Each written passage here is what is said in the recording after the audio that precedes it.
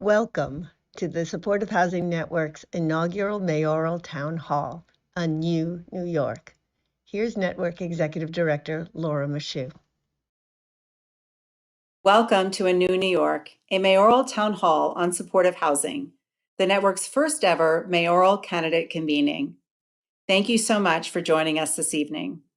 My name is Laura Mashu. I am the Executive Director of the Supportive Housing Network of New York.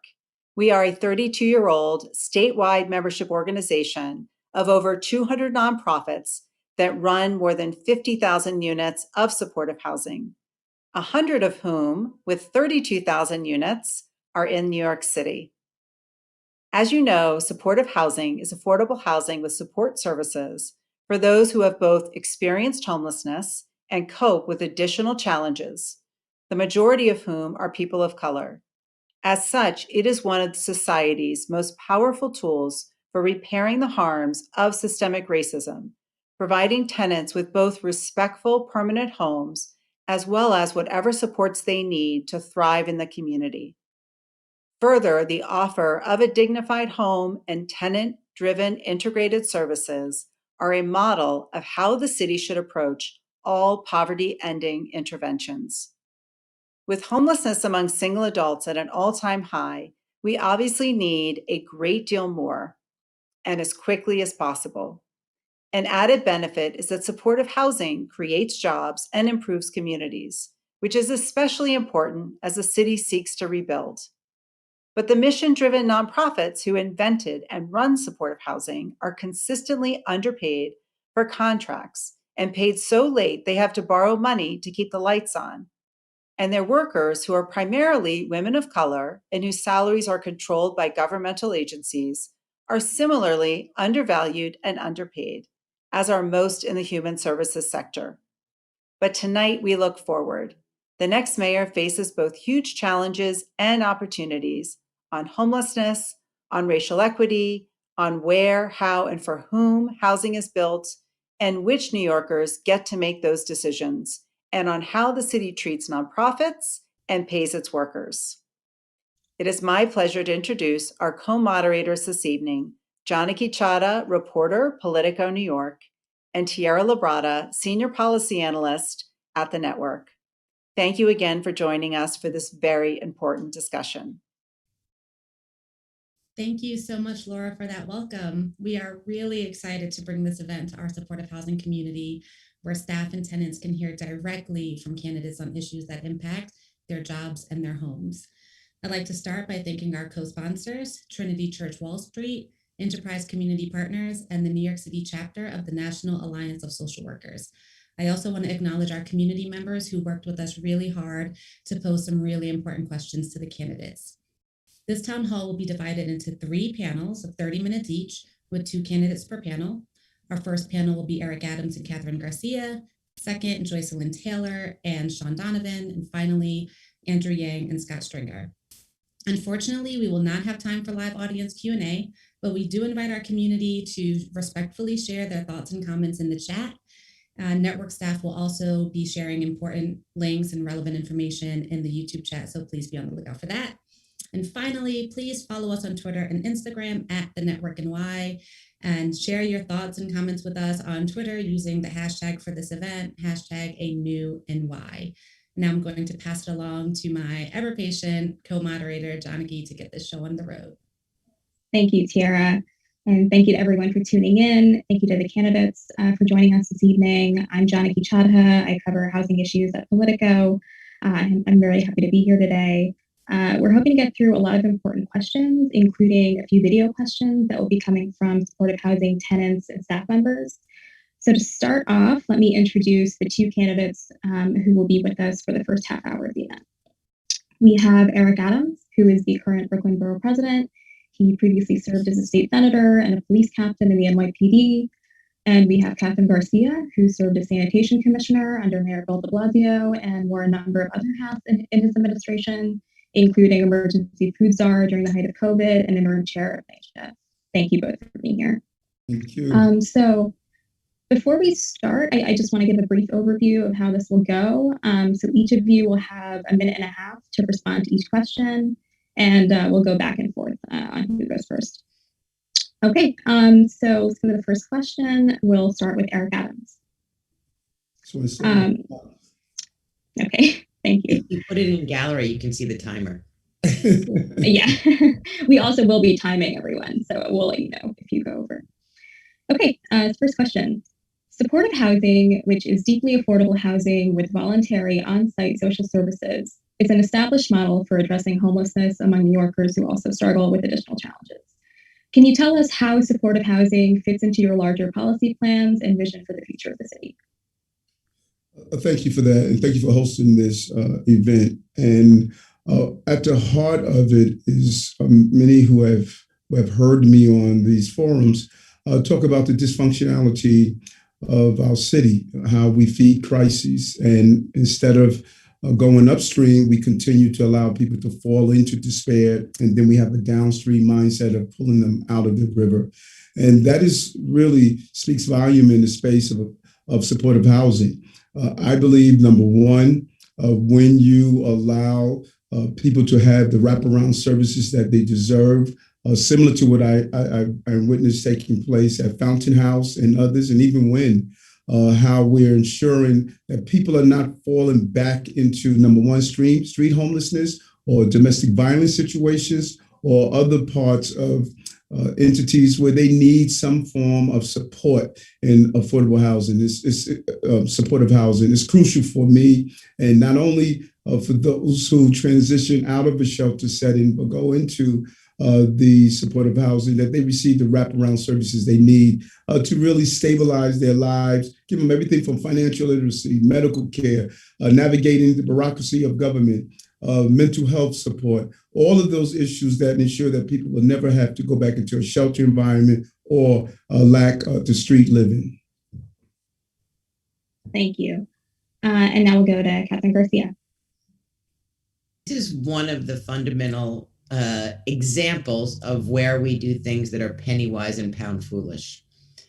We have known for decades that supportive housing works, that it is the one intervention that brings people off the street, stabilizes their lives, and makes it so that they can transform, whether or not that's going into employment or education or even engaging again with their family.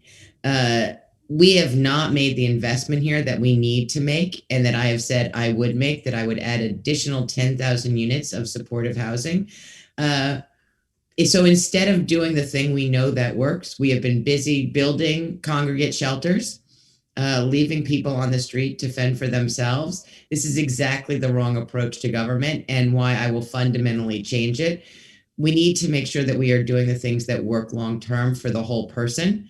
And we know what works. And so we should stop trying to reinvent the wheel and just do it. Thank you.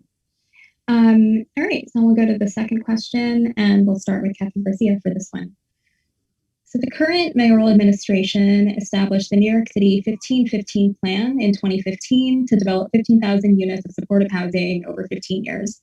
The city and state had previously worked together on supportive housing plans, but the current mayor and governor were not able to reach an agreement. We're currently 5 years into the city's plan, yet single adult homelessness is steadily on the rise. As mayor, how do you plan to improve and expand upon the city's plan? As I said, we know that this is a model that works. The city and state should work together. And we also know that it is not just the mayor and the governor, but it is also our assembly members and our senators that we need to be working with. But if we have to go it alone, then we should be doing things that are creative, whether or not that is right now in COVID, converting hotel rooms into supportive housing, into permanent supportive housing. This is actually an opportunity. And so when I am mayor, I intend to use every tool in our toolbox to get that done. But it also is going to be having to push through not only the bureaucracy, but ensuring that every community is allowing supportive housing to be built or to create rehabilitation projects, because people struggle in all parts of our city, not just in one. Thank you. And now we'll go to Eric Adams. Thank you. Number one, I think we need to look at where we are, and it's easier to develop the stock that we have as we move towards 15-15. let's develop the stock that we have. I rolled out several months ago the initiatives of looking at hotels in the outer boroughs in particular. We had a decrease in tourism. We know that there's a lack of need of many of the outer borough hotels. Let's turn them into supportive housing on the hotel units, into kitchenette, independent units, and at the same time, the office space that's needed to give the people the wraparound services. And I'm also proud of my support of Bridge Rockaway Housing Development Fund and Greenpoint Design in Manufacturing Center.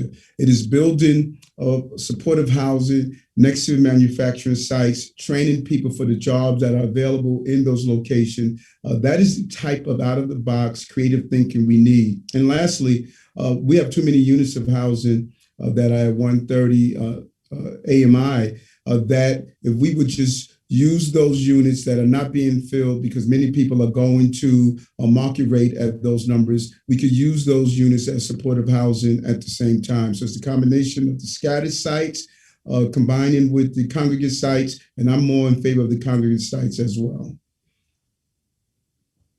Thank you. So our next question will be a video question. Tierra, do you want to? Yes.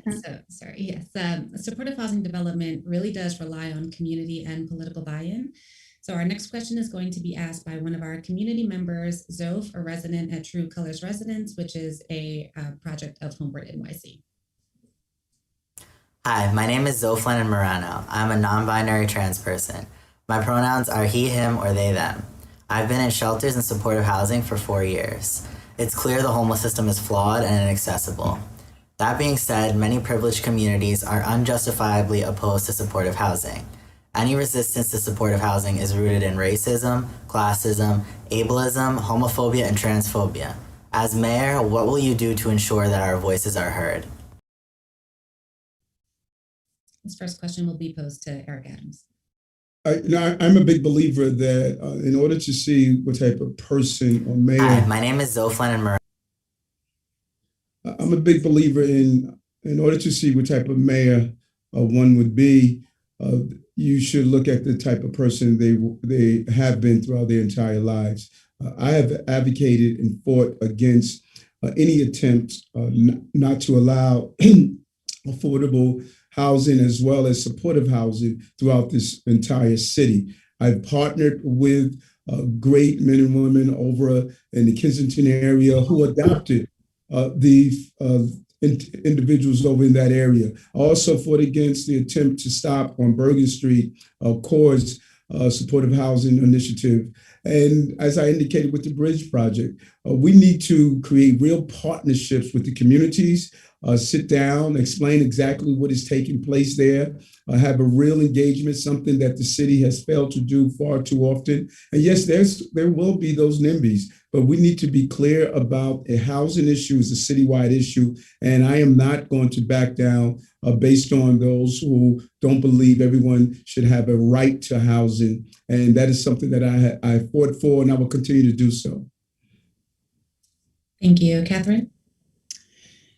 So one of the things that we need to make sure that we are doing is engaging with communities early on. And then what you know is that supportive housing is not a negative impact on a community when it's done right. When you have strong social service organizations running those facilities, they are a benefit to their community, not a negative. It is when we don't design and build them and ensure that we have the support that they fail. And so it is showing the community where they have been successful. But regardless of that, we know that we need to have supportive housing. People want folks who are street homeless in particular to have a safe place to be. We have to make sure that we are walking the walk and talking the talk to ensure that that happens. We know this is the method that is successful. So we need to make sure that we are pushing through those barriers, because I am happy to walk in front and say, everyone's going to have supportive housing. We are one community. Thank you. So as a follow-up to that, for both of you, so, as you both know, decisions on new housing projects, particularly those that need to go through ULURP, often come down to whether they have the support of the local council member of a given area. Do you think local council members should have veto power over projects in their districts? And this will be a yes or no, and we'll give you like 10 seconds to elaborate. And we can start with Catherine. No, because I believe that some of these projects benefit the entire city, not just one community. And when we look at things that might have growth, those are jobs for the entire city. Or if there's housing, it's not necessarily just from that one community. These might be poor people who are coming out of homeless shelters where we need those units. And so, but I understand this isn't a law that I can change. This is deference. And so part of the challenge is that it isn't something you can change unless it is decided by the council to change it. Thanks. Thank you. And Eric Adams. I agree with Catherine. I say no. The housing crisis is a citywide crisis, and we're all in this together. And I believe as we analyze particularly areas of housing and supportive housing, that it should be really weighed on the entire, how it impacts the entire city. It's not just one district that's impacted. But we should also be fair not to disproportionately place supportive housing or any type of shelters in one community overall. I completely agree with that. Or methadone clinics or anything else. This is the communities that have the quietest voice end up overburdened. Okay, so we'll move on to our next question, which we will be posing to Catherine first. Okay, so the majority of direct care staff in supportive housing developments are women of color. Government contracts dictate their wages, which can be around $40,000 per year for a case manager and can go years without a cost of living adjustment. Would you do anything as mayor to improve compensation for supportive housing staff? And if so, what would you do? When I'm mayor, we need to make sure that we are looking at all of our contracts, because I actually believe that in many cases, the staff who are working at the nonprofits are doing jobs that might otherwise be done by city workers, and we should treat them as such.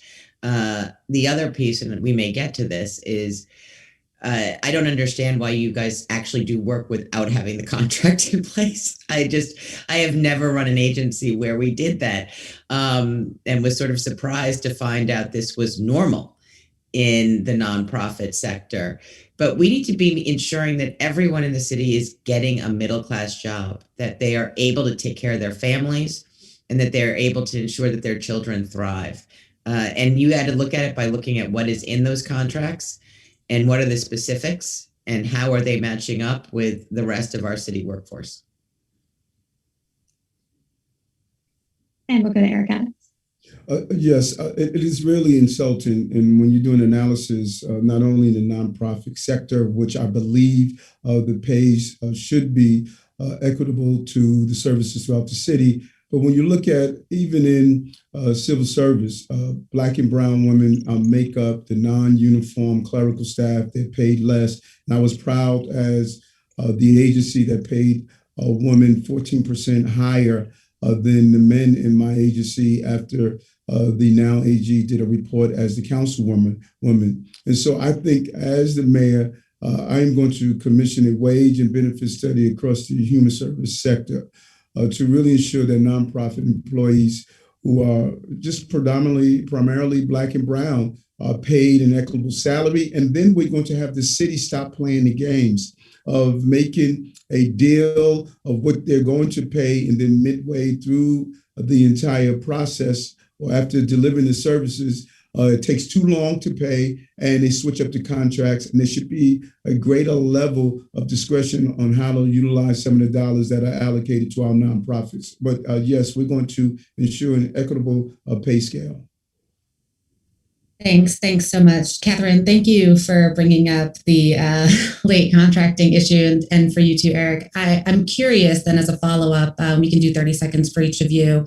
How would you change what would you do to ensure that contracts are actually paid on time? And then also, would you agree to paying and reimbursing the interest on loans that providers have to take out while they wait for their contracts to be registered and paid? First of all, you're not going to have to take out a loan It just will not happen because, in my jobs, salt guys do not give you salt unless you are paying them. You have to actually make sure you do the administrative work ahead of time so you have your contracts in place to get the services. That means the agency has to do their job, and holding them accountable for getting things in place in a timely fashion. And to be quite honest with you, with the controller not waiting until the 30th day to ask 15 more questions, that just delays the process. That drives me bananas. But holding people accountable for delivering on procurement is something I've had to do just because there was no choice. I found out about this whole sector where y'all just do work and don't get paid for lengthy periods of time. I just have never lived in that work. And it certainly is not something that has to be true just because you're on the social service side. People need housing, though. So if we wait, that means one more day languishing in shelter. But Eric, same question for you, please. Yeah, two things. One, controller needs to do a better job. Catherine hit it out the park. It is taking too long, and you wait till the last minute to talk about what's needed. We can do a better job there. Second, transparency.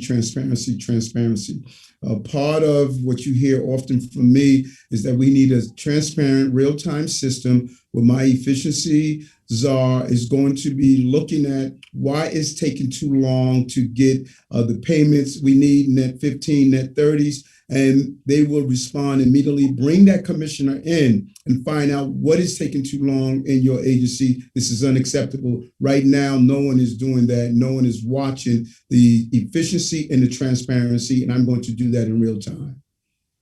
Thank you.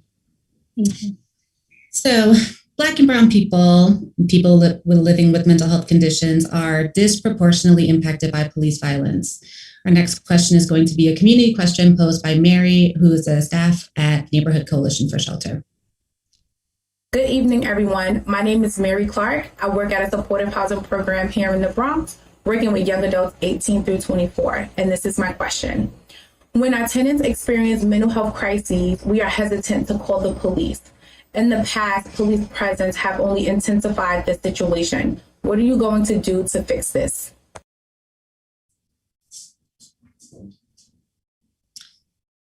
Eric?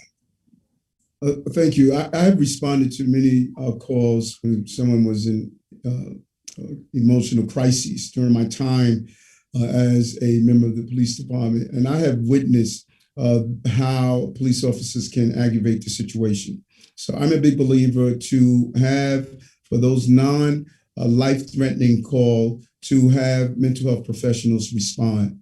Then if they need additional assistance, have them, the additional backup comes. I believe that there could be a unit within inside the police department that they won't wear police uniforms because often those uniforms can be extremely intimidating.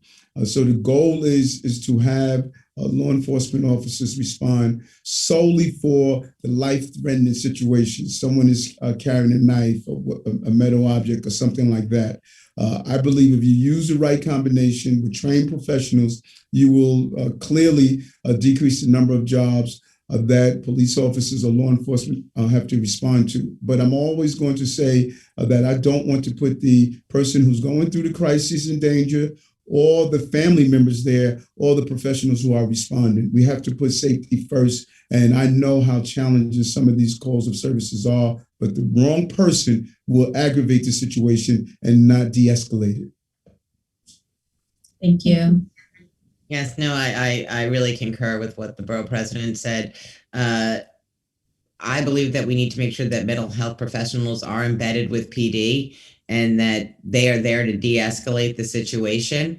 But I also don't want to send somebody into harm's way, particularly, a social worker or another mental health professional where, they could end up in a dangerous situation. But I want to make sure that we are first and foremost approaching this as a health issue and bringing the right resources to bear, and that we are working to de-escalate that situation.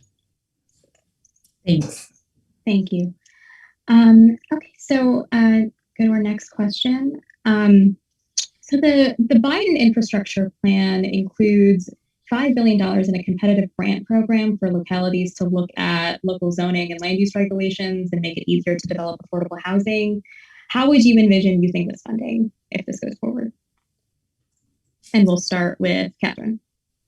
I am super excited about the Biden infrastructure plan, and goodness gracious, I didn't know that I could love a Senate parliamentarian who's going to allow it to go through without 60 votes. Because there's so much in there that's great for New York City. But we do need to look at our zoning. There are places in the city where we don't allow even 2-family homes, let alone multifamily homes. We need to fundamentally rethink this. Where is our transit, where are we rich in transit? Where are we rich in jobs? Where are we rich in schools? And make sure that that is where we are putting our affordable housing. And that's a citywide view. Because we know that we want strong communities that actually have mixed income. You want the butcher to be next to the financier who's next to the bus driver, because that creates human capital, creates the village that supports us all. So I think that we need to make sure that we are doing something we actually don't do very much, which is fundamental city planning, where we think about the housing piece as well as the education piece, the transit piece, the waste piece. I'm sorry, I'm going to have to cut you off. We're running out of time, and we want to give. I'm sorry. Make sure everyone can answer. I was watching my timer. Yes. Sorry, we're almost at 6:30. I just want to get through all the questions. Thank you. Okay, same question to Eric Adams, and if you could keep it to a minute. Yes, without a doubt. It's crucial that we look at our zoning, which I believe we have wrong for a long time. We need to upzone in affluent areas. Instead of moving affluent people into poorer communities, we should be moving poorer communities, middle-income residents into affluent communities. We solve a multitude of problems by doing so. Transit-rich areas, integrate our school system, access to healthy food, live-work environments. And what I am hoping is that we take a close look at how we have been upzoning and how we have looked at the housing problem. There's a SWAT of real estate in Manhattan from 42nd Street to 14th Street, from 9th Avenue to Park Avenue, and even Soho. There should be no sacred cows when it comes down to housing. It should be a citywide issue. Thank you. And now we'll move to our last question, which we'll start with Catherine. If you don't win this campaign, what is your plan to continue to make the city a better place to live and work for marginalized communities and communities of color? Oh, but I intend to win this campaign. I will always continue to advocate for ensuring that we are a growing city, that we are a thriving city, that is a city that anyone can do well in and have opportunity, regardless of the color of their skin, regardless of their background. So I have not made any plan beyond June 22nd, because I intend to begin on June 23rd planning for the inauguration. Okay, fair enough. Same question to Eric Adams. I'm going to do what I have been doing for almost 42 years. When I started 100 Blacks in Law Enforcement Who Care and fought against the terrible laws around stop and frisk, the crime, public safety, the attacks on Abner Louima, the shooting of Diallo, standing up for affordable housing. That was not my job based on my civil service title. It was my job based on the New Yorker.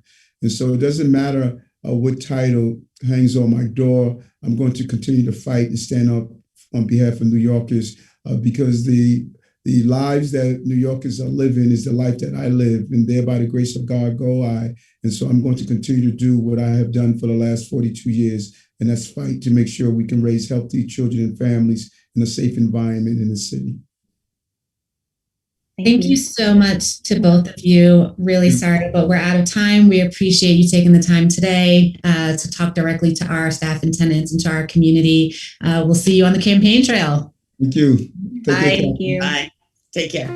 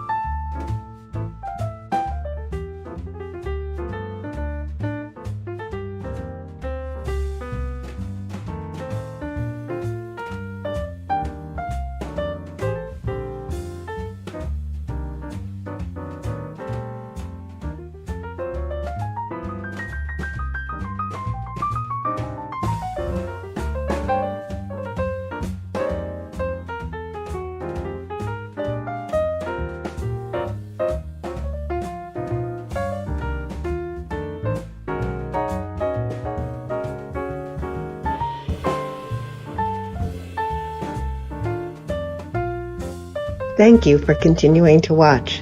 Now, back to our moderators.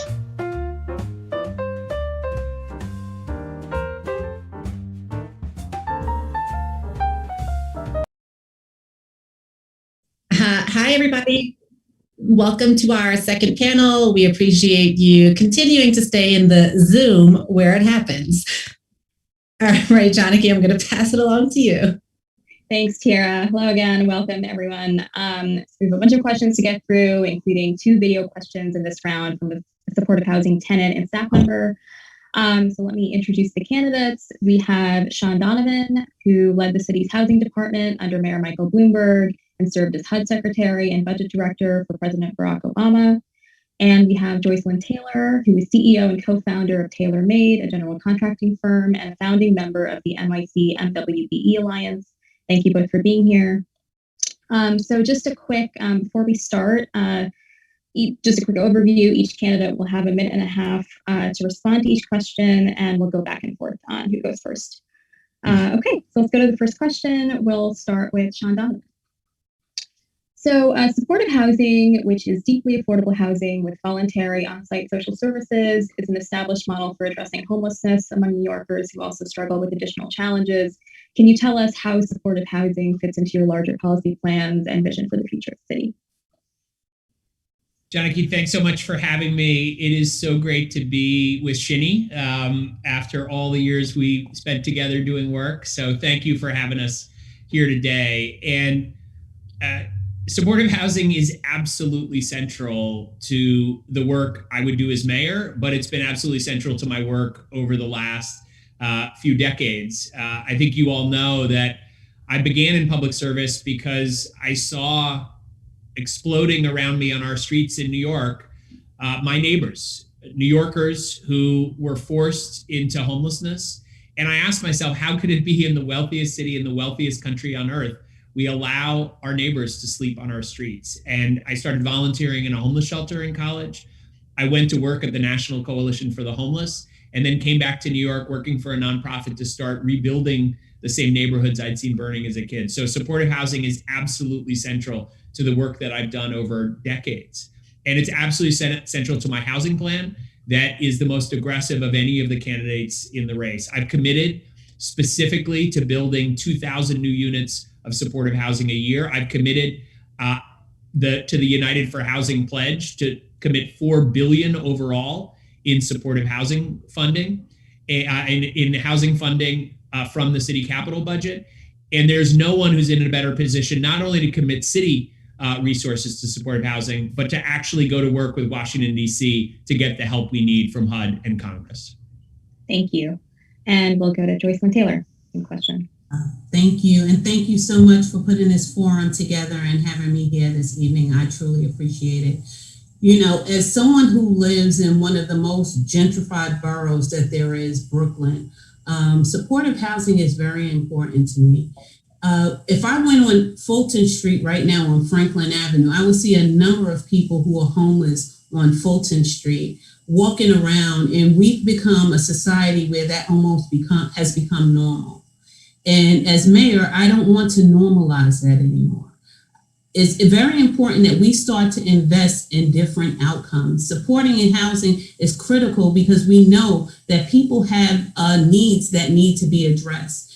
Housing alone is not enough when we're talking about people with mental challenges and other things that they're experiencing. And it's time for us to start investing in changing that dynamic as it relates to how we actually support those who are in need. So as mayor, I'm going to look at the capital budget and I'm going to reprioritize, the things that we invest in. Supportive housing will be one of those things. If you look at the mayor's budget right now for the past upcoming 4 years, they're proposing $6.1 billion for new jails or corrections, but the numbers related to housing and mental health are not where they need to be. As mayor, I'll ensure that we make the proper adjustments. Thank you. So we'll move to our second question, and this one will go to Joycelyn Taylor first. So the current mayoral administration established the New York City 1515 plan in 2015 to develop 15,000 units of supportive housing over 15 years. The city and state had previously worked together on supportive housing plans, but the current mayor and governor were not able to reach an agreement. We're currently 5 years into the city's 1515 plan, yet single adult homelessness is steadily on the rise. As mayor, how would you improve and expand upon the city's supportive housing plan? Yeah, I don't think that the 1515 plan actually goes far enough. It shouldn't take us 15 years to create the type of housing that we need and ensure that people are housed in the way that they need to be. Housing is a basic and human right. So I will support, developing more supportive housing, and we're going to do that in a way that makes sense. We're going to do it in a way that's cost effective. My mom always said, it's not what you have, it's what you do with what you have. And one of the things I found also is that even when we're building housing, we're spending way too much money on the cost as it relates to the building of the housing. So we need to adjust the cost related to housing and expand the number of firms that we work with so that we can build more units of housing in a more timely manner. We should not be waiting 15 years to address the issues and the needs of residents in this city. We see a ton of development that's going on that's luxury housing. We don't have 75% of people that live in this city that can afford luxury housing. We have to start building based upon the needs of the city. And as mayor, that's what I'll do. Again, to readjust the budget and say, what do we need to do to ensure that the people who are most vulnerable in this city, they have their needs addressed? We get a return on what we invest in. Housing is something we truly should invest in. And I'm going to expand that plan. I'm going to work with the federal government and the state government to ensure that housing is a basic right. Thank you. And same question to Sean Donovan.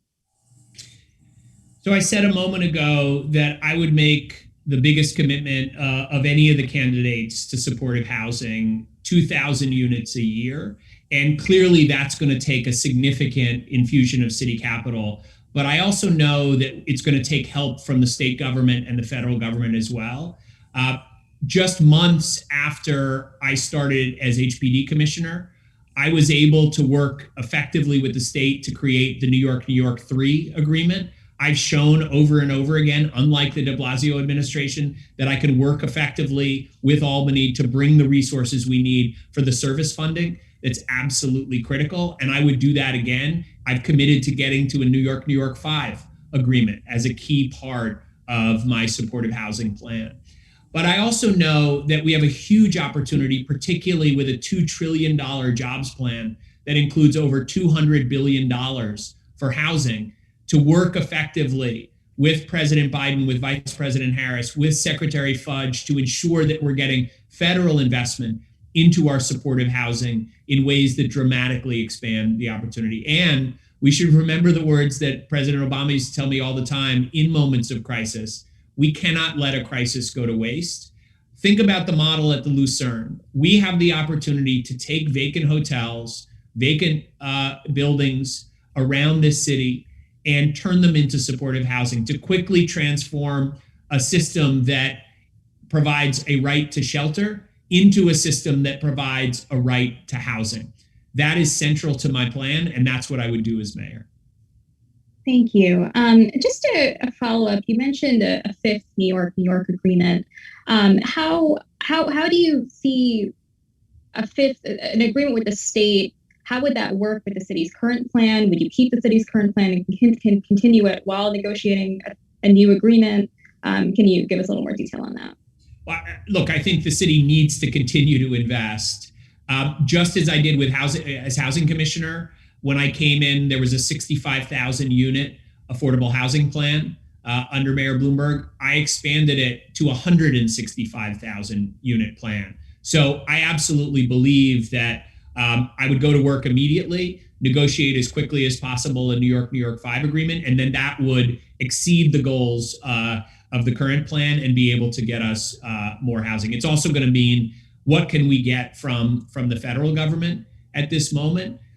Folks may remember when I led the homelessness strategy for President Obama, we got significant increases in supportive housing through the supportive housing programs in the federal government. That's how we were able to end veteran homelessness in more than 80 cities and states and reduce street and family homelessness by 25% nationally. Okay, thank you. All right, we'll move to our next question, which will go to Sean Donovan first. So nonprofits make up a big part of the supportive housing community, but often feel undervalued. Organizations frequently have to take out lines of credit and pay non-refundable interest on those loans while they wait for city payments. And a major initiative to improve nonprofit sustainability, the Indirect Cost Rate Initiative, received retroactive cuts over the past year. As mayor, how would you ensure that nonprofits are made whole, especially in times of crisis? So this is really personal to me as someone who started my career at a nonprofit. And it is enormously important that at this time when our nonprofits are at the center of responding to this crisis, we have, I don't need to tell you, a potential epidemic of evictions on our doorstep right now in New York, the worst epidemic of evictions that we've seen in our lifetimes. If we don't get this right, if we don't get the tens of billions of dollars in aid that was in the last two COVID relief packages that I helped to structure and work with Congress on, we need to make sure that that money gets out quickly and effectively and gets to nonprofits who can actually put it to work. It's a huge boon to be able to grow our nonprofits and their reach. But it's also right that we treat nonprofits as if it's only the sense of satisfaction they get that they need in order to be able to do this work, not to pay people well, not to be able to get paid on time, and frankly, not to get paid on a level playing field with the for-profit partners we have in the city. When I was HUD secretary, I led an initiative to change that and ensure that nonprofits were getting paid just like for-profits, that they could have quote unquote profit margins that would allow them to become real institutions, to develop working capital. And it means the city has to make the indirect cost rate permanent and has to pay on time. It's outrageous. Okay, thank you. I'm sorry to cut you off, but we're out of time. Thank you. And we'll do the same question to Joycelyn Taylor. Yeah, you know, as someone who runs a nonprofit, I know firsthand some of the challenges that nonprofits are going through.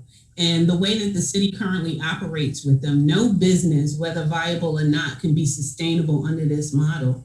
What I've seen over the years is that the city has a responsibility to provide certain levels of services to the residents of this city. And they're dependent upon nonprofits to help them in their efforts. And the nonprofits are out there and they're providing services for the most vulnerable individuals, people who are dependent upon the kindness of strangers. But the city of New York actually has the nonprofits dependent upon the kindness of strangers as well.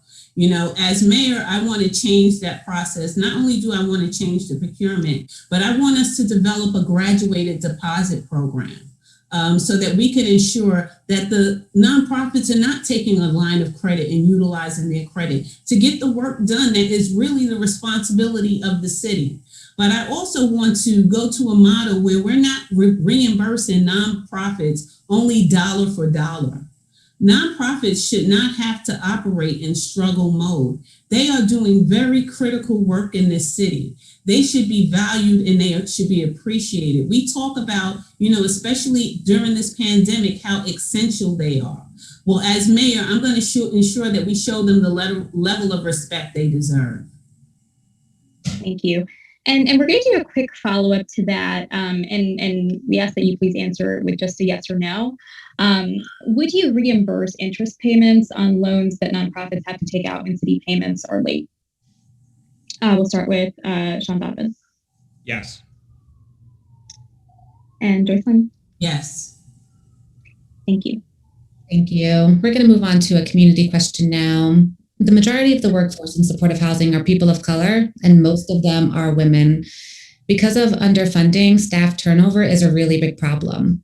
Our next question is going to be asked by Ishan Hall, a program director for Good Shepherd Services.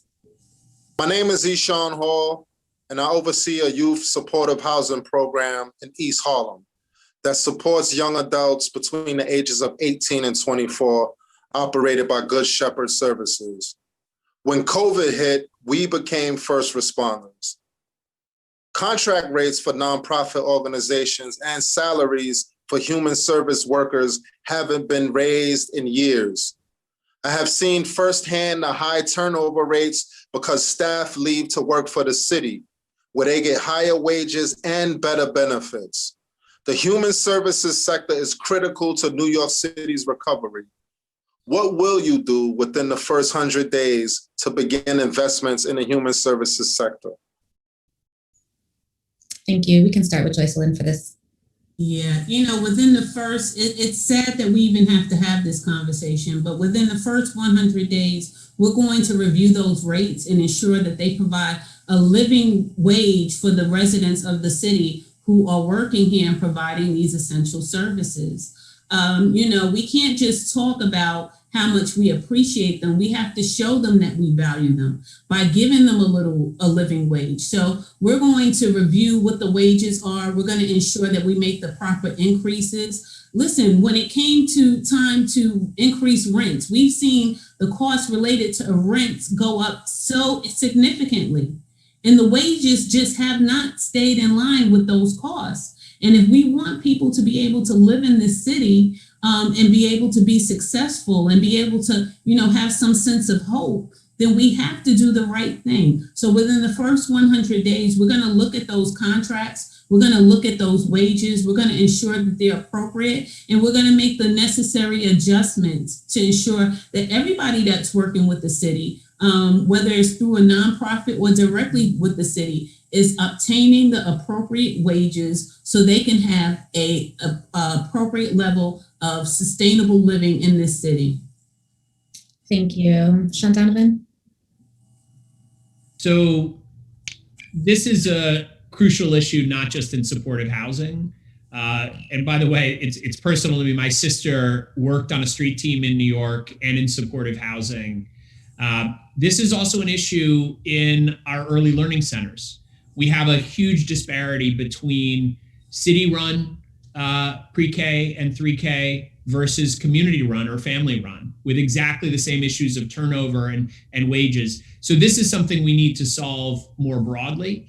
And it's something that was central to my work along the various steps in my career. Very specifically, when I was housing commissioner, I negotiated the first ever agreement to pay prevailing wages with 32 BJ in affordable housing in this city. And I'd be prepared to expand on that model to be able to reach supportive housing workers of all kinds, to make sure that we're doing that through the other agencies that are paying as well, whether it's part of New York 5 that I would negotiate or in other places. And let's be clear, the real problem here isn't that we have the money, don't have the money to pay fair wages. The problem is we're spending $3 billion a year in a shelter system, and what we pay at Rikers in the mental health wing of our public hospitals. We all know that supportive housing not just saves lives, but saves money as well. And we should build more of it, reorient our whole system to direct people directly to supportive housing, and then provide the funding that is needed to pay people fairly. Thank you. Thank you. So we'll move on to our next question, which will go to Sean Donovan first. So new supportive housing projects depend on political and community approval. Several candidates have suggested that communities need to have more say in what gets developed in their backyards. But it's not uncommon to see knee-jerk opposition to new housing in many neighborhoods, particularly when it's housing or services for people who have been homeless. Whose voices would you seek to include in conversations about new development, and how would you respond to backlash from community groups and residents who are opposed to any new supportive housing? So this is an issue I know well. I actually have the scars from being attacked at community board meetings for doing the work to try to place supportive housing, to actually successfully place supportive housing in so many communities around New York. This is a real issue.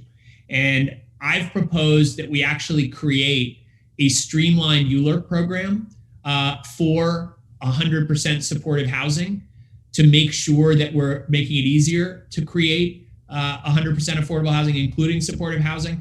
I also think that we need to take a hard look at our community boards. It is incredibly important. I've worked again and again over my career to partner strongly with communities to make sure that we are reflecting the voices of communities, but too often we see with community boards that they don't actually reflect the communities, and we need to work closely with our borough presidents, with the city council, to ensure that the appointment process and the way that we compensate folks who are part of the community boards allows a more diverse set of voices, low-income people, people of color, and others to serve on community boards more effectively.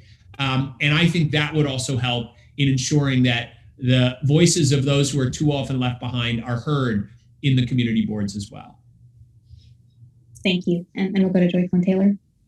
You know, I think that we need to listen to the voices of everyone. And I also think that we also need to empower communities to be able to have more of a say in what's going on. I think the challenge is that there hasn't been effective communication.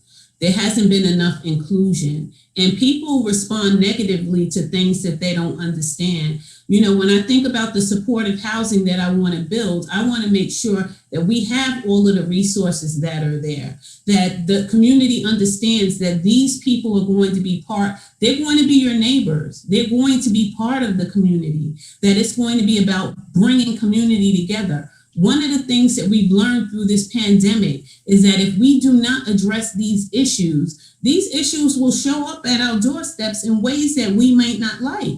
So that's why we have to utilize technology to have more inclusion. And we have to be willing to say the hard stuff sometimes to communities, but we also have to have communication with them so that we can partner and create the win-win situations that we want to see. Nothing that we're doing here happens through osmosis. Everything we do is based upon decisions that we make. But I think if we have more inclusion and we make better decisions, get the community to understand that this is a partnership, that we'll be able to have better results. Thank you. And as a quick follow-up to that, so as you both know, especially housing projects, especially those that have to go through ULURP, will come down to often, what the local council member in an area thinks about it. Do you think local members should have, effective veto power over projects in their districts? And please keep it to a yes or no. And we'll start with Joycelyn. No, I don't think the council person should have exclusive veto power.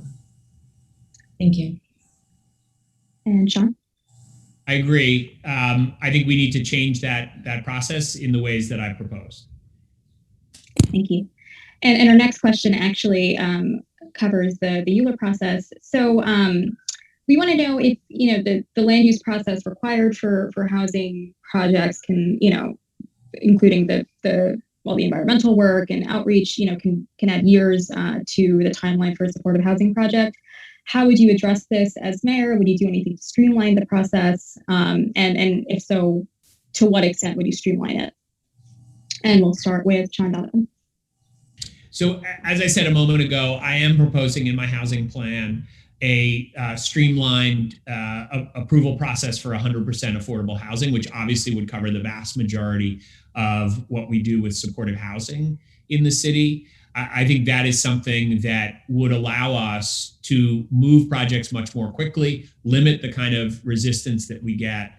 But I do want to say we shouldn't just be focused on ULURP. We do need to do better outreach and work with communities.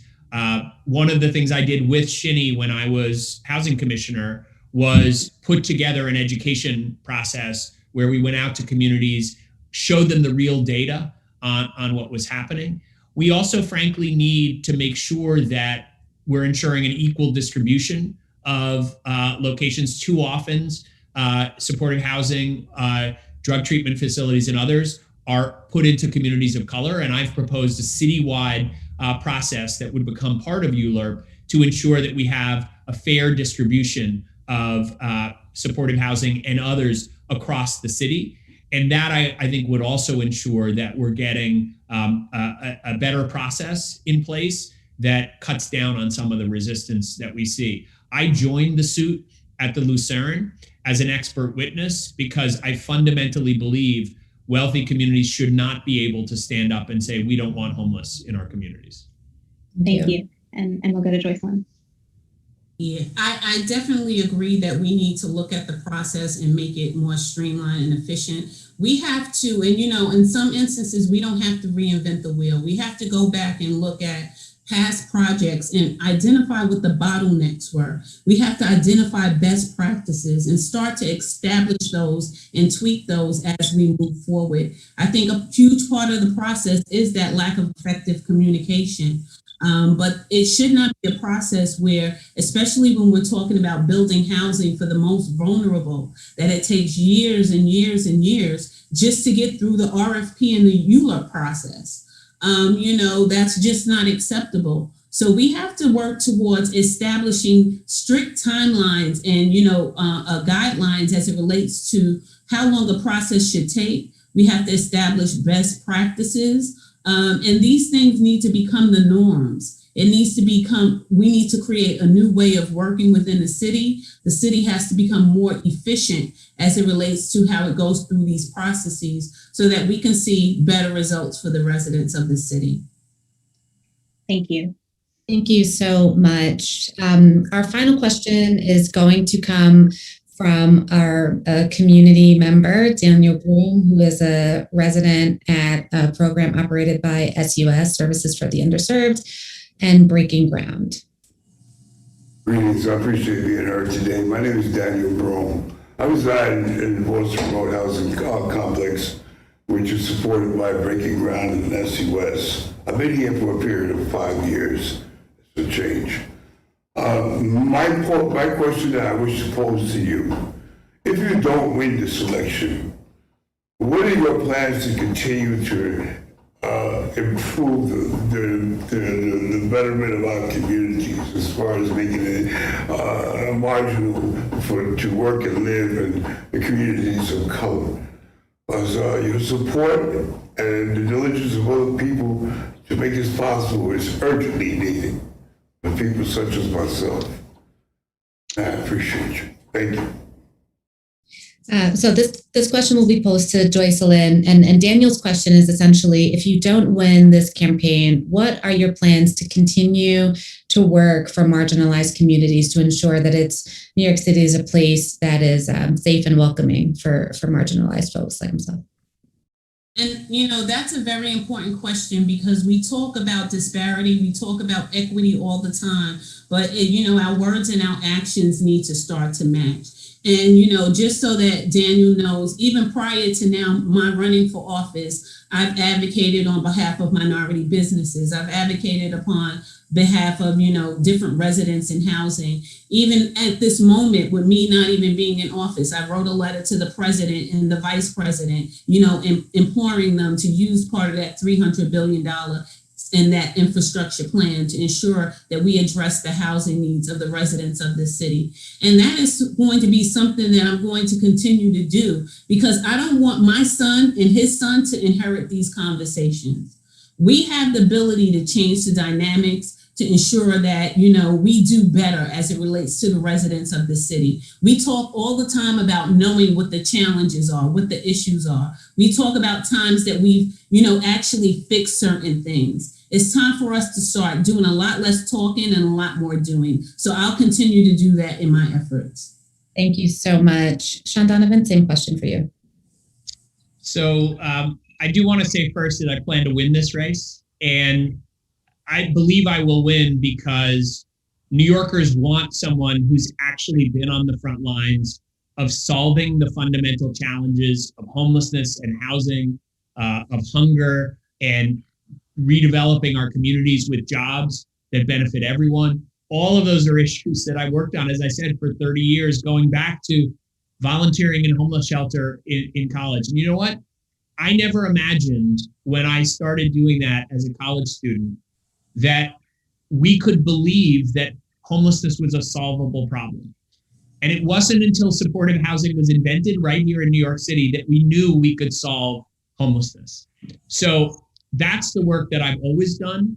It is the work I've continued to do. Even during the campaign, I raised over $1 million to start a program called Common Table that got restaurants cooking in our hardest hit communities, delivering hot, fresh emergency meals to people's doors so they didn't have to go wait in line for 4 hours at a soup kitchen to get fed. I worked with Puerto Rico to rebuild after the storm. I worked with NYCHA residents to find new models. That's the work I've always done and I'll continue doing, but I'll do it as mayor when I win this race. Thank you. Thank you. And thank you both. Yeah, it looks like we do have time for one more question. Janaki, you wanna throw lob them a question? Sure. Yeah. So let me go ahead and ask that. So the Biden infrastructure plan includes a $5 billion in a competitive grant program for localities to look at zoning and land use regulations to make it easier to develop affordable housing. How would you envision using this funding? Let's do 1 minute per answer. But we'll go ahead and start with Sean. Well, I do think that we need to invest money in the kind of innovative partnership I had with Shinny, where we need to educate people about what supportive housing is, about the ways that it actually benefits communities, even benefits property values. That would be, for me, an important investment into of this funding to break down resistance.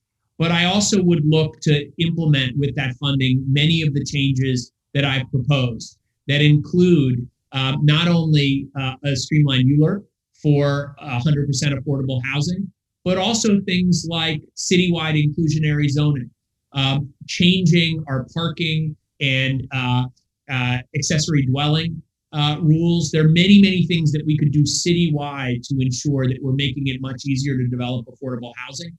And those are things that I would also look to implement with that funding. Thank you so much.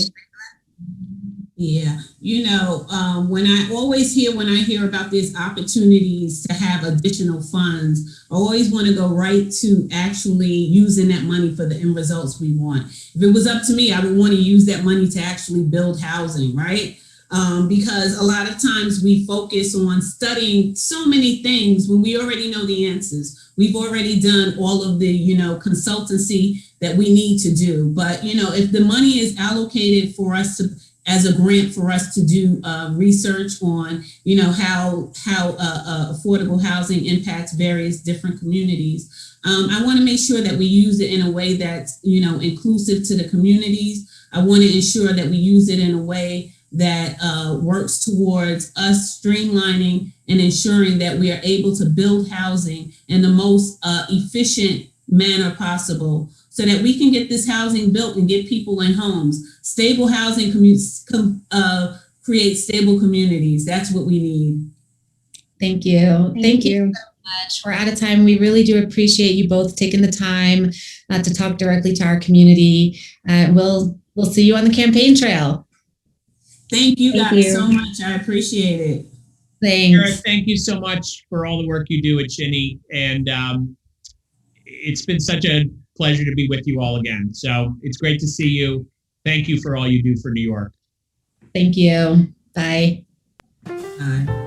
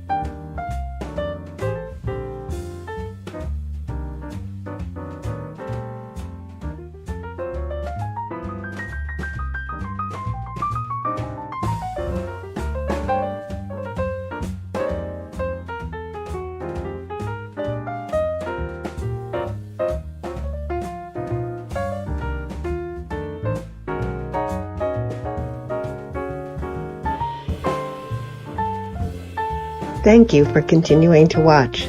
Now, back to our moderators.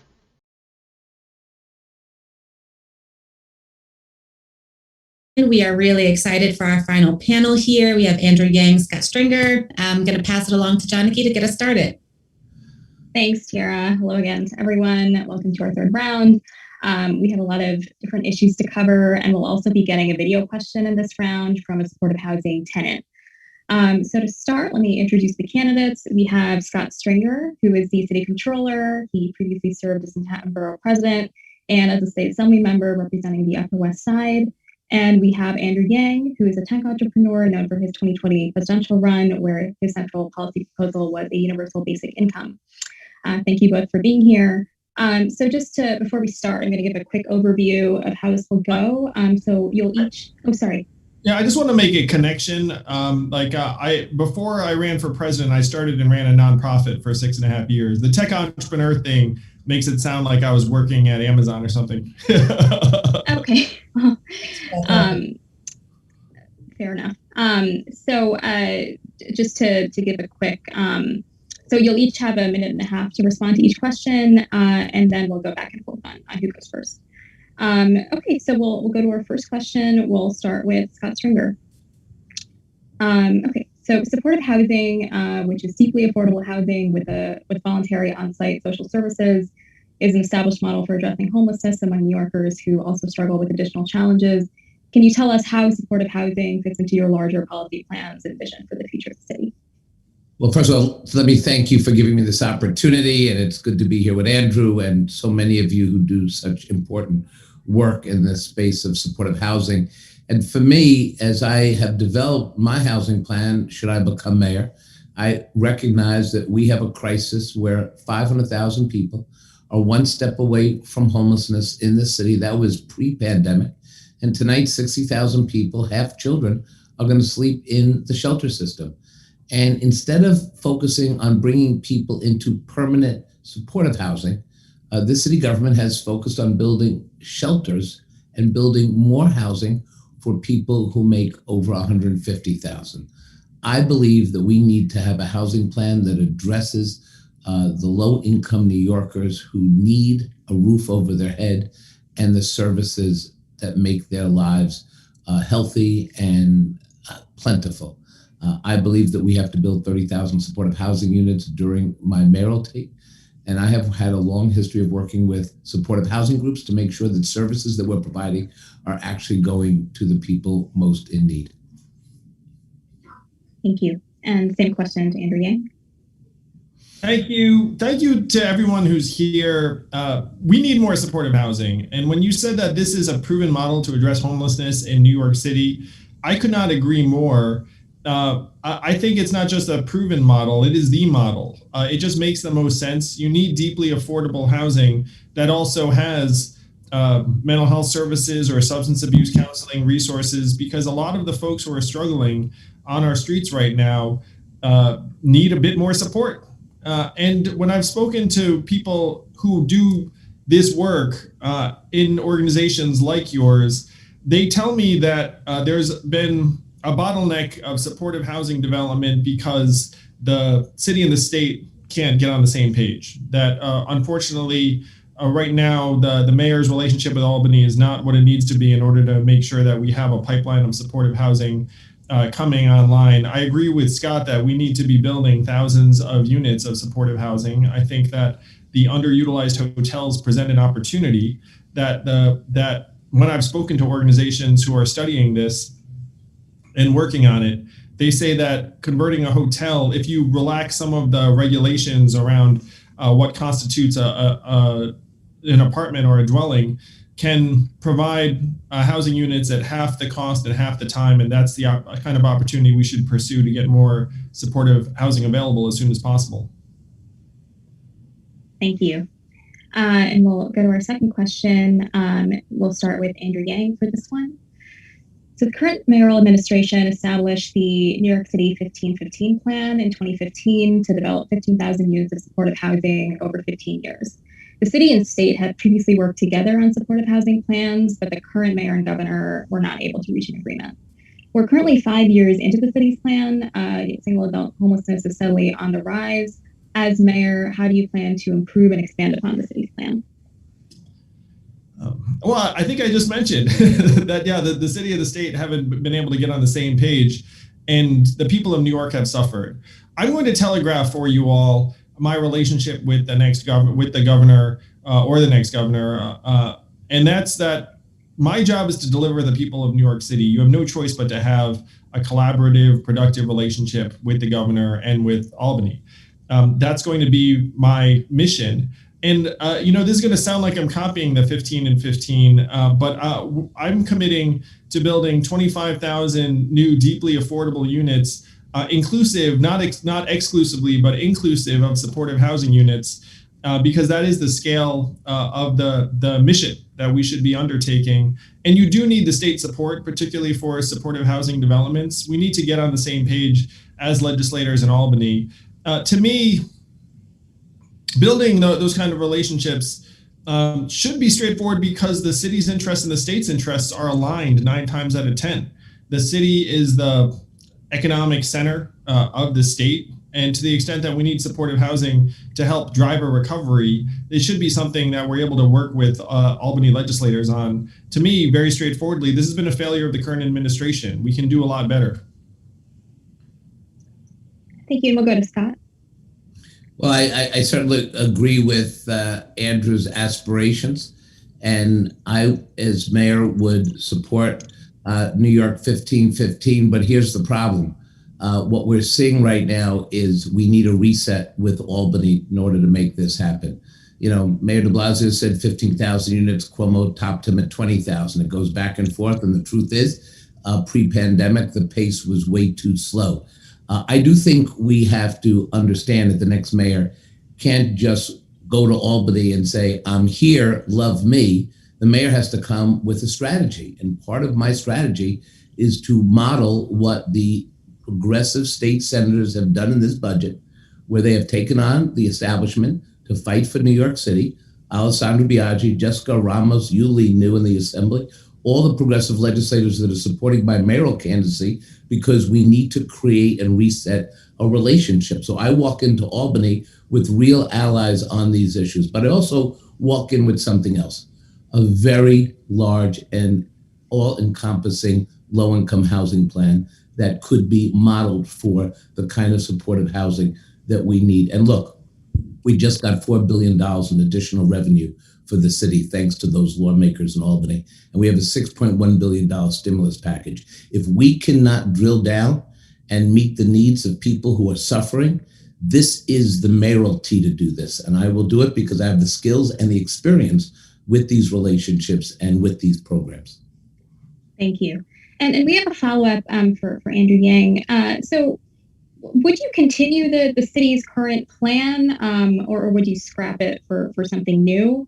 And then on the 25,000 unit goal, how would you get to that goal? How much more would you spend?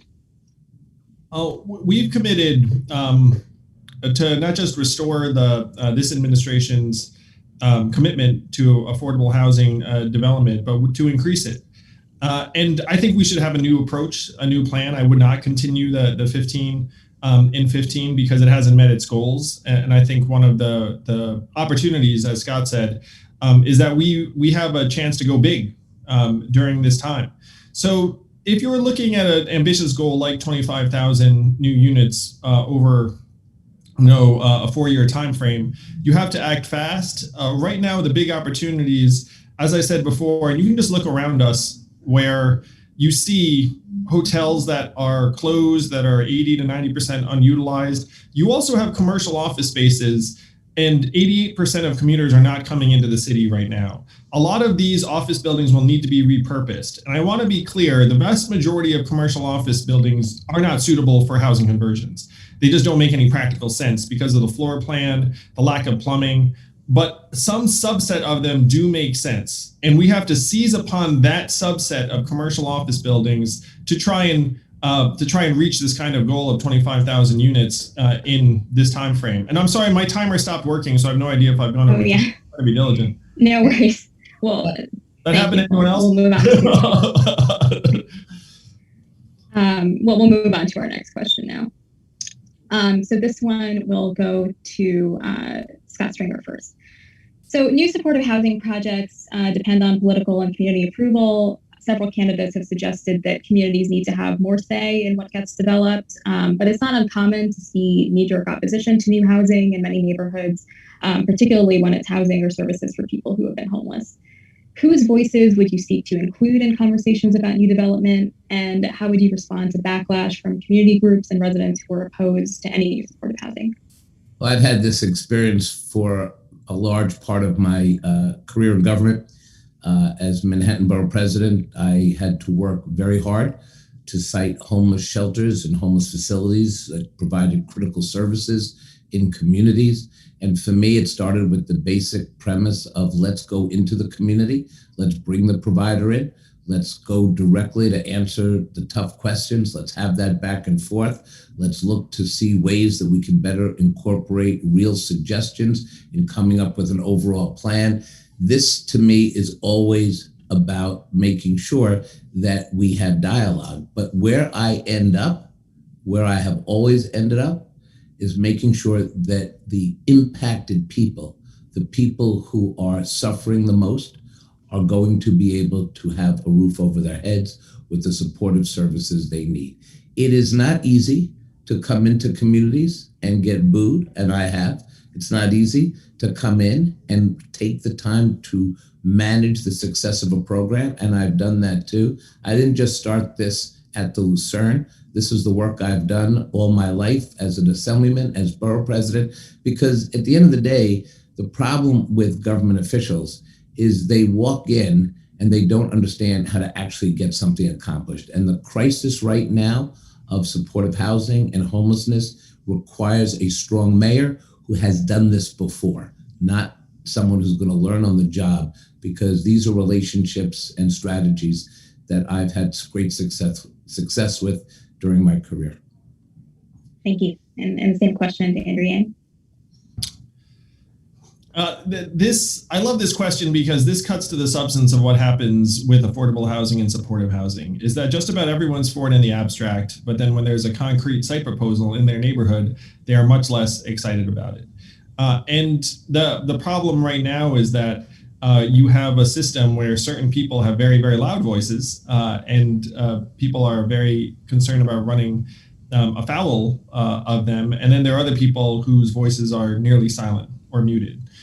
So you wind up with certain types of projects being overly situated in neighborhoods where if they're upset about it, then it's not going to make the paper.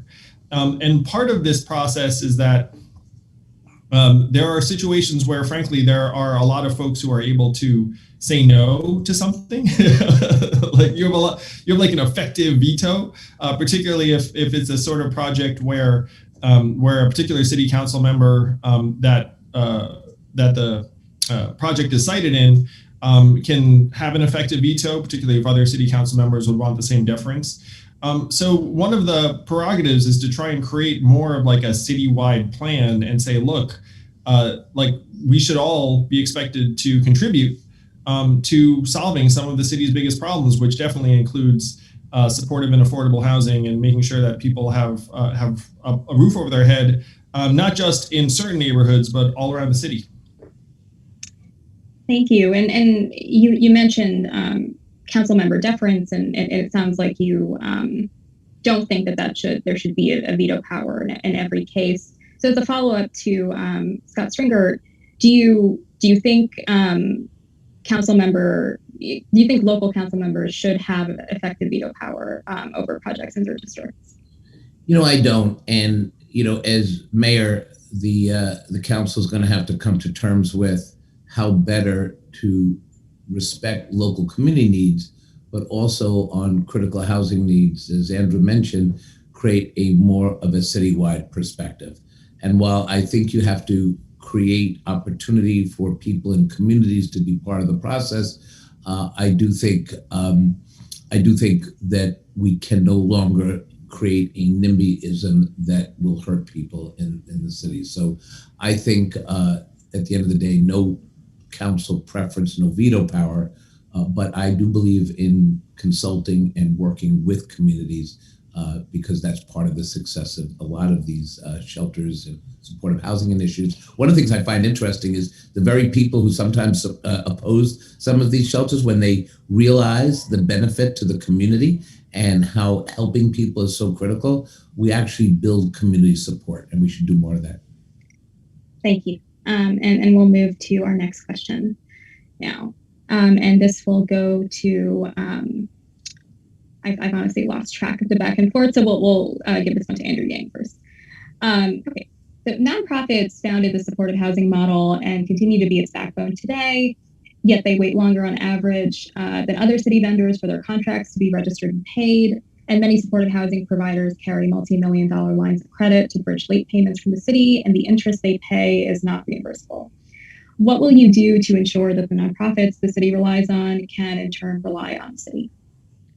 I love this question too. I must love these organizations. So I mentioned before that I founded and ran a nonprofit for 6.5 years, and it is terrible when you are getting your finances and chain yanked around by a city or state government, because they know, they can frankly stall in paying you, and there's little recourse. But it's sometimes devastating for the nonprofit, because it's not like the nonprofit necessarily has access to 6-figure or even 7-figure credit lines while it's waiting to get paid. As mayor, I pledge to you that the city will pay its bills within 30 days, and there should be no delay where nonprofit contracts get verified more slowly than other types of contracts. That is just flat wrong. Like the city not being able to pay its bills on time is not just like it's like an administrative problem. It's such like an abuse of organizations that are trying to do the right thing. I have led one, and we need to pay our bills so that you can pay your bills, and you can operate with visibility and transparency. You can plan. You actually can start hiring and not have to, yank other people around because the city can't pay you. The city will pay its bills on time under my administration. And if we don't, then we will. And so one of my plans is, like, if we don't pay you, we're going to have this giant bank who will pay you, and then we'll owe that bank credit. And that'll make sure that you get paid, even if for some reason we can't do it. Thank you. And now we'll get to Scott Springer. When I was running for controller 8 years ago, I had the same moment that Andrew Yang just had. I was asked the question of, will the bills be paid on time for nonprofits, given the fact that this nonprofit industry contributes $77 billion annually to the city economy, and this diverse workforce is so critical to providing services. And I said exactly what Andrew said. I said, I'm going to pay every bill within 30 days, and I'm going to approve every contract in 30 days. And I did, as controller. But here's the problem. It's not just waving a hand and saying you're going to pay the bills. That's too simplistic. And I learned that 8 years ago. We need to have real procurement reform. We need to put in place mechanisms so that we guarantee, in this vast system of agencies and provider services, that it is very clear that every agency that submits a contract to the controller's office has to do so within 30 days. And the controller is the only agency right now that actually responds to that. So that has to change. The other thing we have to do is recognize that there are nonprofits who have credit lines that jeopardize the nonprofit, but we also have smaller nonprofits that can go out of business when they get a credit line. That's right. And so what I think part of what we've got to recognize is that we have to build up the nonprofit capacities by making sure we increase fringe, we fund the people who can work with contracts and deal with that bureaucracy, because that bureaucracy, Andrew, is always going to be there, I can tell you after all these years, but we have to create real procurement reform. We're going to need approval by the city council, we're going to need executive orders by the mayor, and we're going to need real political will, because this is a multi-billion-dollar crisis for nonprofits. Scott, let you and I have a pledge, and then we can get all the other candidates to pledge too, that we're going to engage in procurement reform and get nonprofits their money within 30 days. If you and I do it, then everyone else will do it, and then maybe it'll actually happen. Andrew, I'm going to tell you something else, and I don't mean to be using my experience tonight, but procurement reform does not get people into the streets, thousands of people saying procurement. But it should, right, my friend? So what we're going to have to do is, this is one of those back office works of a mayoral administration that you're committed to and I'm committed to, because we're going to have to very much streamline this process because we're hurting a lot of people, and I think we both agree. All right. Thank you. I think one of the things that we really do want to hear from everyone is that our nonprofits are going to be paid in a timely manner. And if not, then they will be reimbursed for the interest on the lines of credit and loans that they have to take out. So let's make sure that our nonprofits are paid, make sure that people get housed, make sure that our staff gets paid. But we're going to move on to a community question that's still related. Advocates have argued over the last year that budgets for supportive housing and other social services are often strained while the NYPD budget remains robust. Our next question is going to come from a tenant named Richard from Urban Pathways. My name is Richard. I have been living in Urban Pathways supportive housing for 4 years. Since coming to live in supportive housing from the shelter, I've completed a job training program and internship with the help of my caseworker. The supportive housing staff provide very important service, just as important as some of the services of the police department, and in some cases more important. But the NYPD gets a budget of almost $9 billion each year, while supportive housing staff are paid unlivable wages that lead to high staff turnover. My question is, why are our caseworkers less valued than the police when they also keep us safe? All right, so we're going to pose this question to Scott Stringer, and essentially what Richard is asking is that, why is the NYPD budget at almost $9 billion when supportive housing staff, who are just as essential and integral to the safety and stability of the community, are not valued and paid as much? Well, this is a sacred cow process that's gone on way too long, and I've said during the last city council budget negotiations, when many advocates and activists said at minimum we should be able to cut $1 billion from the NYPD budget by rethinking what a public safety plan would look like. And in my view, we have an opportunity now to create a plan that would invest more money into communities of affordable housing, mentorship programs for young people, making sure we keep kids away from the criminal justice system, and move this money to actually prevent people from being over-policed in communities. So for me, this is about reimagining how we can create a new public safety plan. I want to tell you something that I find very incredible. In Cahoots, Oregon, 911 calls that come in for mental health situations, episodic events, or wellness events in the community, mental health professionals respond in Eugene to those complaints. 40% of our 911 calls come in not for crimes, but for these very same mental health issues in the streets. We should be sending out mental health professionals. We should be creating real opportunities for competent dialogue. Police have a role, but we do have to build out our mental health initiatives. And part of the money that we save gets to be invested in the programs that keep people in supportive housing, in safe shelters, and safe opportunities. Thank you. Thank you. Question for you. And same question? Yeah. Yes. I agree with both Richard, the questioner, and Scott that it's clear that we are underinvesting in mental health resources and education and healthcare and substance abuse counseling. It's particularly appalling relative to what we're spending on policing. The worst NYPD expense is the several $100 million a year we spend settling lawsuits against abusive cops. It's like the worst use of public resources you can imagine. And so that there is a definite need for us to reinvest, or in some cases invest for the first time, in the things that do make us safer in a much larger, more holistic sense.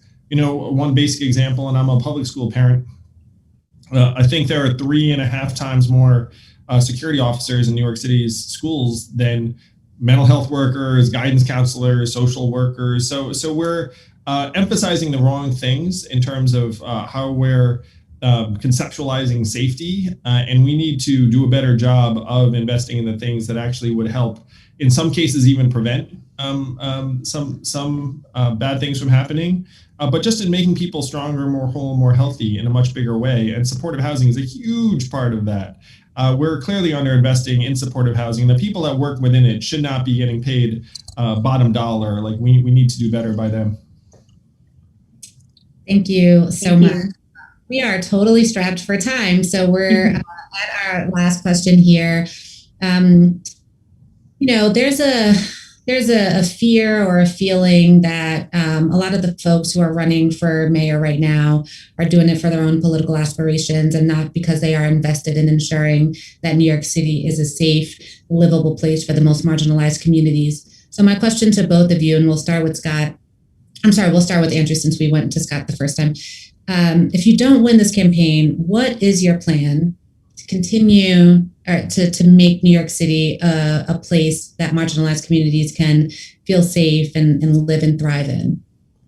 Thank you for this question, Tierra. Our city is badly wounded right now, and we do need to understand we're down 600,000 jobs, 88% of commuters, 96% plus of tourists.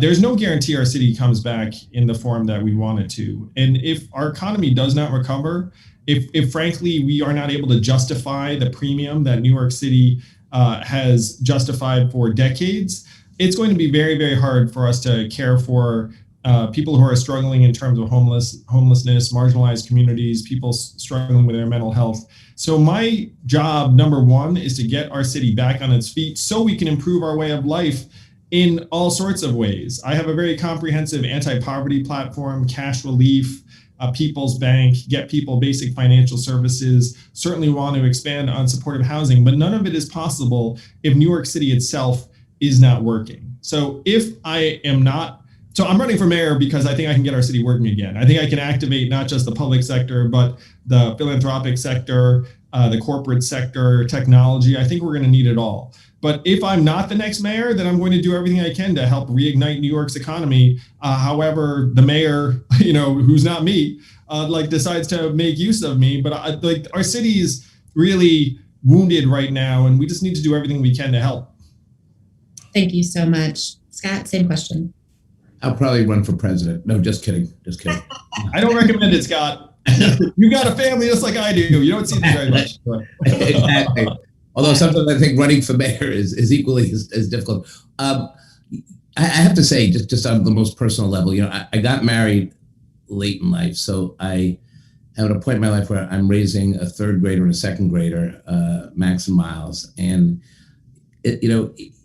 when I think about this campaign and the crisis that the city and our kids are facing, this is the maybe one or two offices that can actually change the course of my kid's life. And I take it very seriously because I see them every morning and I know what they've gone through during the pandemic. And because I'm controller and I've worked in government, I actually know that my kids have had it pretty good, right? They have parents with privilege.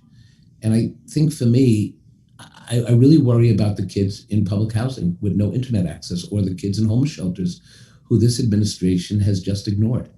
And I want very much to be mayor because I think I bring the experience that will make it possible on day one to take this fight and reimagine what the city's potential can be. But, I've run in elections, I've won some and I've lost some, although lately I've been on a winning streak. And wherever I end up, it's going to be through the lens of these two little kids. And I'm going to make sure that I make this place better for them and for all the kids I'm never going to meet. And I hope to have that opportunity. Well, right. Thank you both for taking the time. It's been a pleasure. I want to thank all of our audience members, everyone that stayed with us through all three panels. Thank you to the candidates. We'll see you all on the campaign trail, I'm sure. Again, thank you so much for bringing your perspective directly to our supportive housing community. We know that everyone's Zoom fatigued out. And we've heard all of the criticisms about Zooming instead of being on the ground campaigning, but we certainly appreciate you making your voices heard here to our community. I want to say thank you to all of the network staff who helped produce this. Thank you to our production team. Thank you to Janaki for moderating. We're really excited to see what happens in June. All right. Andrew, I'll see you in Coney Island tomorrow. I'll see you in Coney Island, Scott. Are you bringing the kids? I'm bringing my wife. I'm bringing my wife, but I'm thinking, okay, you can help me with Max and Miles. Deal. Thanks. Bye. Bye, everybody. Thank you.